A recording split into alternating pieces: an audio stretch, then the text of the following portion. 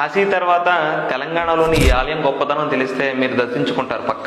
మన తెలంగాణలో దక్షిణ కాశీగా పేరుగాంచిన ఒక పురాతనమైన శైవ క్షేత్రం ఉంది. అదే మహబూబ్ నగర్ జిల్లా కందుకూరులోని శ్రీ రామలింగేశ్వర స్వామి ఆలయం. దీని గొప్పతనం తెలిస్తే మీరు షాక్ అవుతారు.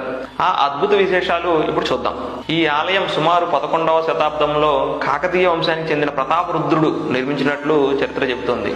ఇది ఒకప్పుడు కందూరు చోళుల రాజధానిగా వెలుగొందింది. త్రేతాయుగంలో శ్రీరాముడు ఇక్కడ శివలింగాన్ని ప్రతిష్ఠించారనే కథం కూడా ఉంది.